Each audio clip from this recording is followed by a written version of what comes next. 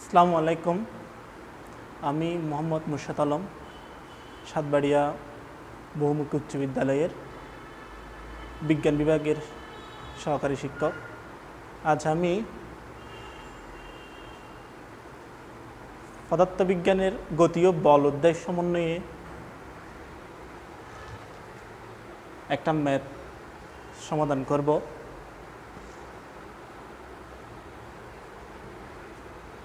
সমাধান করার আগে আমরা উদ্দীপকটা একবার পড়ে আসি। উদ্দীপকটা হলো, স্থির অবস্থান থেকে যাত্রা শুরু করে 600 কেজি বরের একটি গাড়ি 0.2 ms ইনভার্স 2 সুষম ত্বরণে 60 সেকেন্ড চলার পর 400 কেজি বরের একটি স্থির পিক আপ ভ্যানের সাথে ধাক্কা খেয়ে আটকে একত্রে 7.2 ms ইনভার্স 1 বেগে চলতে থাকে। আমরা যে উদ্দীপকটা পড়েছি তার সাথে একটা সমন্বয় করে আমরা একটা ফিগার তৈরি করার চেষ্টা করব। প্রথমে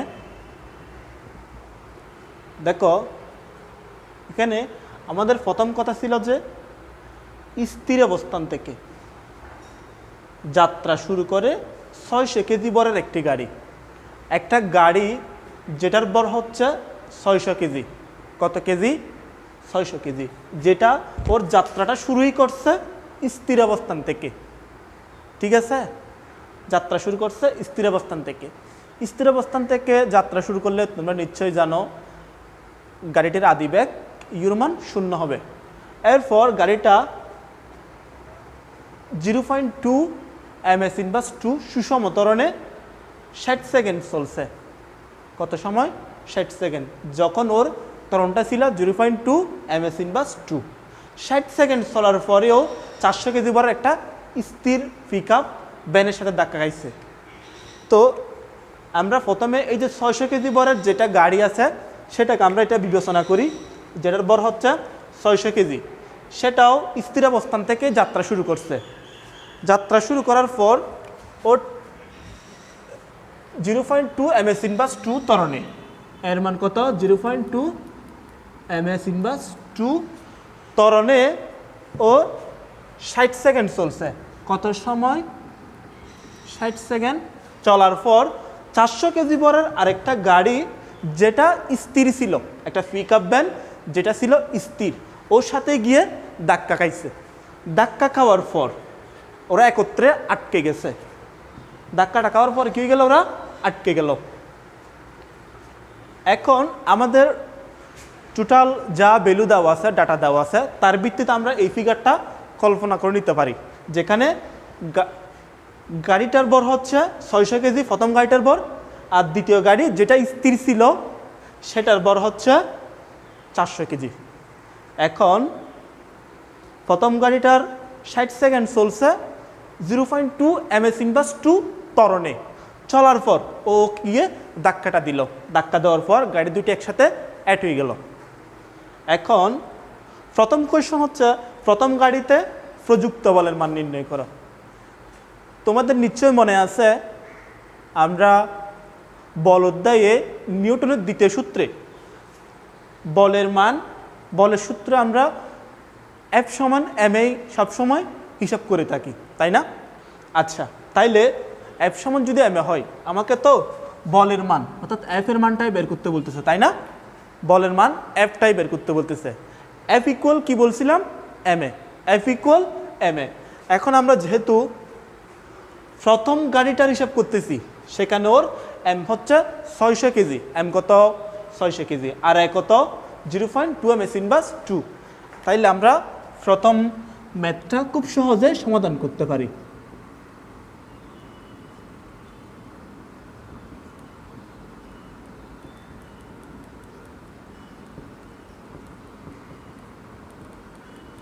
বল F সমান ma, যেখানে m এর মান হলো কত? 600 কেজি, এর মান 0.2 ms ইনভার্স 2। তাহলে ইকুয়াল কত হয়? 600 মাল্টিপ্লাই 0.2 ms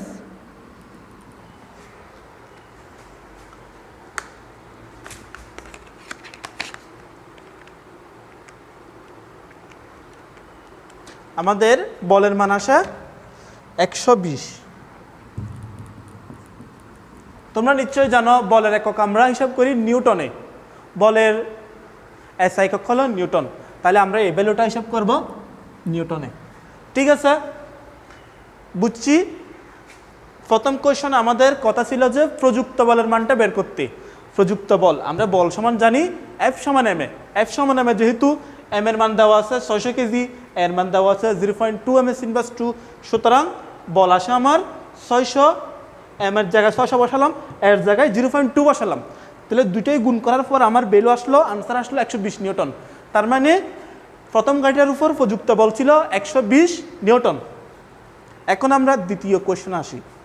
দ্বিতীয় কোয়েশন বলা উদ্দীপকের ঘটনা ভরবেগের সংরক্ষণশীলতার সূত্র সমর্থন করে কি গাণিতিক বিশ্লেষণের মাধ্যমে মতামত দাও।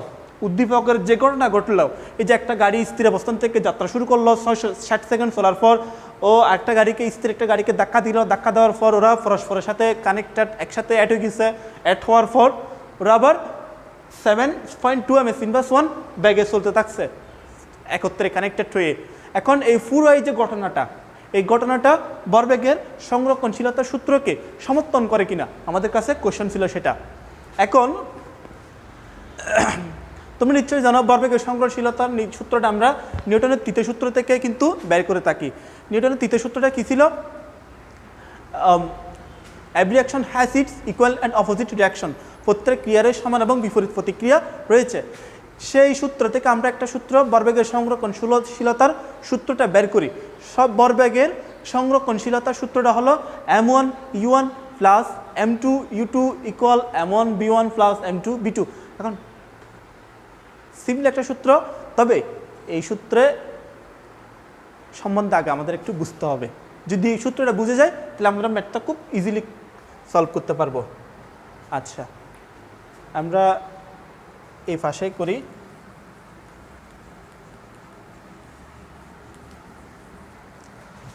আমাদের ভরবেগের সংরক্ষণশীলতার সূত্রটা হলো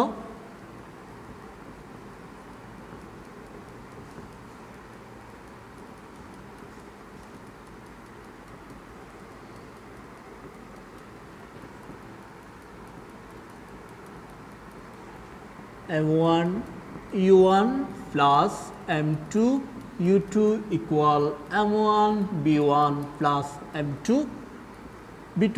ওকে, m1 u1 plus m2 u2 equal m1 b1 plus m2 b2।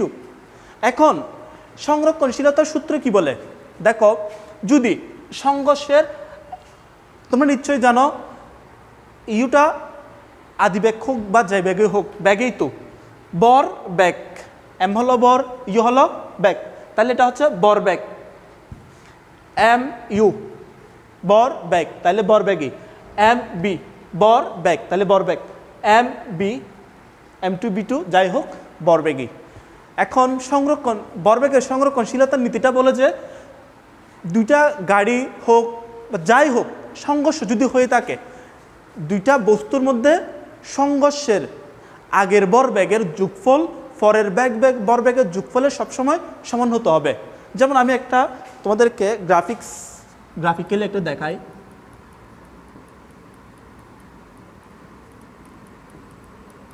Suppose এটা হলো একটা m1 m2 m1 বরের একটা গাড়ি, এটা হলো m2 বরের একটা গাড়ি, যাদের আদিবেগ ছিল এটার u1, এটার আদিবেগ হলো u2। ওকে, এটার আদিবেগ u1, এটার আদিবেগ u2। আমরা বলতে পারি ওদের সংঘর্ষের আগের ভরবেগটা, তাইলে সংঘর্ষের পরে যদি ওর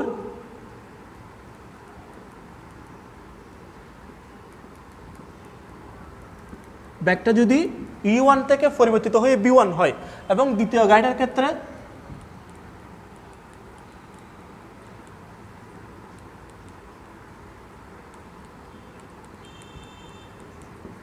পরিবর্তিত ব্যাগটা যদি b2 হয়, তাইলে আমাদের এই সূত্রটা কি হবে? প্রযোজ্য হবে। কিন্তু ভরবেগের সংরক্ষণশীলতার নীতি বলে যে ওদের আগের ভরবেগের সমষ্টিটা, এই যে দেখেন m1 u1 হচ্ছে এই গাড়ির ভরবেগ, M2 U2 এই গাড়ির ভরবেগ। এখন সংঘর্ষের আগের ওদের ভরবেগের যোগফল M1 U1 plus M2 U2 এবং সংঘর্ষের পরের ভরবেগের যোগফল হলো M1 B1 plus M2 B2। এখন আমাদের কোয়েশ্চনটা ছিল যে এই যে উদ্দীপকের ঘটনাটা ভরবেগের সংরক্ষণশীলতার নীতিকে মেনে চলবে কিনা, সেটাই কিন্তু আমাদের কোয়েশ্চন ছিল। আমরা সেটাই প্রমাণ করব। এখন ফার্স্ট একটা বিষয় খেয়াল করো, প্রথম গাড়িটা কিন্তু 60 সেকেন্ড চলার পর ধাক্কা দিছিল, যে তাইলে 60 সেকেন্ড চলার পর যে ব্যাগটাও অর্জন করেছিল সেটাই হবে আমার এখানে এই U1।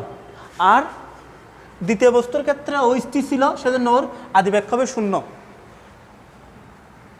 এখন আরেকটা মজার বিষয় হলো, ওরা সংঘর্ষের পরে ওরা একে অপরের সাথে কানেক্ট হয়ে গেছিল, যে কারণে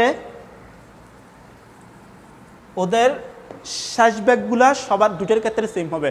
কারণ দুটো যেহেতু এই যে এখানে গেছে ধাক্কা খাইয়ে একত্রে আটকে গেছে না, যেহেতু আটকে গেছে তাহলে ওরা একই বেগে চলছে। একই বেগে চলার কারণে আমরা ওদের ব্যাগকে সমান ধরতে পারবো, তাই না? ওদের ব্যাগ তো সমানই হবে, কারণ ওরা তো একটা বস্তু হিসেবে তখন আচরণ করবে, একটা বস্তু হিসেবে ওরা চলবে। সেজন্য সংঘর্ষের পরে ওদের ব্যাগটা একই হবে। আমরা যদি ধরি যে B1 সমান যদি B ধরি, তাহলে B2 সমান B হবে। এখন এই B এর মান হচ্ছে আলটিমেটলি আমাদের কিন্তু দেওয়াই আছে 7.2 ms ইনভার্স 1। B এর মান কত? 7.2 ms ইনভার্স 1। এখন এই B1 এর মান 7.2 ms ইনভার্স 1 আর এই B2 এর মানও হচ্ছে 7.2 ms ইনভার্স 1। আরেকটা বিষয় হচ্ছে আমরা এখানে M1 M2 দুটোই জানি। M1 M2, M1 এর মান হলো 600 কেজি, M2 এর মান হলো 400 কেজি। এখানেও M1 এর মান 600 কেজি, M2 এর মান 400 কেজি। U2 যেহেতু দ্বিতীয় বস্তুটা স্থির ছিল, সেজন্য U2 এর মান হবে 0। আবার এই B1 B2 দেওয়াই আছে আমার 7.2 ms ইনভার্স 1। তাহলে আমার এখানে ভ্যালু একটা মিসিং আছে, যেটা হচ্ছে U1। এখন U1টা হচ্ছে প্রথম বস্তুটা 60 সেকেন্ড চলার পর ও যে ব্যাগটা অর্জন করেছিল সেই ব্যাগটা আমরা বের করার চেষ্টা করি। আমরা নিশ্চয় গতির প্রথম সূত্র থেকে জানি যে B = U + AT। B = U + AT। একটা মজার বিষয় হচ্ছে প্রথম গাড়িটাও কিন্তু স্থির অবস্থান থেকে যাত্রা শুরু করেছিল, সেজন্য ওর আদিবেগ ইউর মান হবে 0।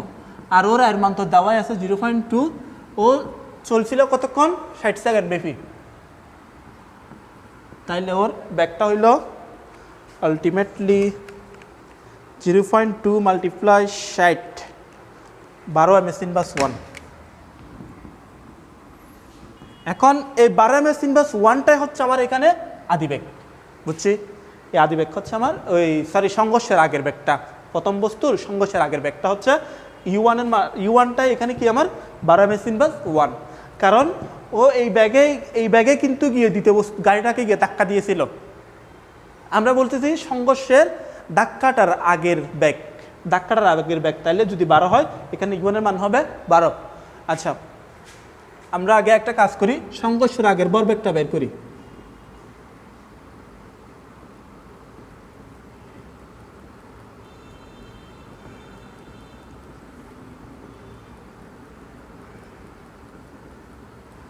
সংঘর্ষের আগের ভরবেগ হলো M1 U1 plus M2 U2। ওকে, যেখানে আমার M1 হইল 600, U1 হইল কত? আমরা বের করছি এখানে 12, M2 হইল 400 আর U2 যেহেতু দ্বিতীয় গাড়িটা স্থির ছিল সেজন্য U2 মান হবে 0। তাইলে এখানে আসা আমার আলটিমেটলি 72 7200 প্লাস 400কে 0 দিয়ে গুণ দিলে 0, তাহলে 7200 কেজি ms ইনভার্স 1। যেহেতু ভরবেগ সেজন্য ওর এককটা হলো কেজি ms ইনভার্স 1। এখন সংঘর্ষের আগের ভরবেগ কত আসলো আমাদের? 7200 ms inverse KG ms inverse 1। এখন আমরা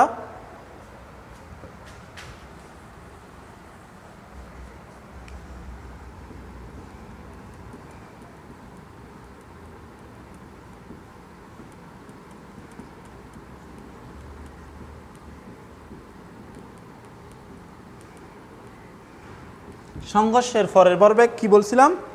ভরবেগ ছিল m1 b1 plus m2 b2। m1 600 b1 7.2 plus m2 400 b2 7.2 ms inverse 1। Okay, then we have to find out the value of 600 multiply 600 multiply 7.2 plus 400 into 7.2, so the total value is 7200 kg ms inverse 1। দেখো সংঘর্ষের আগের ভরবেগটা ছিল 7200 KG ms inverse 1, সংঘর্ষের পরের ভরবেগটা হচ্ছে 7200 KG ms inverse 1। তার মানে আমরা নিশ্চিত এটা বলতে পারি যে এই পুরো ঘটনাটাই ভরবেগের সংরক্ষণশীলতার সূত্র মেনে চলে। কারণ আমরা সংঘর্ষের আগের ভরবেগ বের করছি, সংঘর্ষের পরের ভরবেগ বের করছি, দুইটাই যেহেতু সেম হয়ে গেছে, তাহলে আলটিমেটলি কি পুরো প্রসেসটা, পুরো ঘটনাটা ভরবেগের সংরক্ষণশীলতার নীতিকে সমর্থন করে। আমি আরেকবার রিপিট করতেছি, দেখেন একটু মনোযোগ দিয়ে খেয়াল করো। আমাদের প্রথম কোয়েশ্চন ছিল প্রথম গাড়িটার উপর প্রযুক্ত বলের মান। আমরা এই প্রযুক্ত বলের মান বের করার জন্য F সমান m এর সূত্র ইউজ করেছিলাম। যেহেতু আমাদের বল নির্ণয়ের ক্ষেত্রে আমরা সবসময় F সমান m এ নিউটনের দ্বিতীয় সূত্রটাই ব্যবহার করি। তো যেখানে আমার m ছিল 600 আর m ছিল 600 কেজি আর s ছিল 0.2 ms inverse 2, দুইটাই গুণ করার পর আমার আনসার এসেছিল মেবি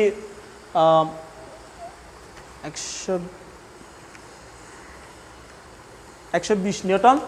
এরপরের কোয়েশ্চন ছিল আমাদের উদ্দীপকের ঘটনা সংরক্ষণশীলতার সূত্র সমর্থন করে কি গাণিতিক বিশ্লেষণের মাধ্যমে মতবদ্ধ। আমরা উদ্দীপকের ঘটনাটার ক্ষেত্রে প্রথমে সংঘর্ষের আগের ভরবেগের যোগফল বের করেছিলাম, সেখানে আমাদের আনসার এসেছিল 7200 কেজি ms inverse 1। পরে আমরা সংঘর্ষের পরের ভরবেগটা বের করছি, সেখানে আমরা আনসার পাইছি 7200 কেজি ms inverse 1। তাহলে আমরা নিশ্চিতভাবে বলতে পারি পুরো প্রসেসটা, পুরো ঘটনাটা ভরবেগের সংরক্ষণশীলতার সূত্রকে মেনে চলে। সো স্টুডেন্ট, তোমরা নিশ্চয়ই সব কিছু খুব সুন্দরভাবে বুঝতে পেরেছো। যদি কোনো সমস্যা হয় তাইলে কমেন্ট বক্সে কিন্তু অবশ্যই জানাতে ভুল করবে না। আর কাইন্ডলি আমাদের চ্যানেলটা সাতবাড়িয়া মিল হাই স্কুল চ্যানেলটা সাবস্ক্রাইব করবে। আসসালামু আলাইকুম।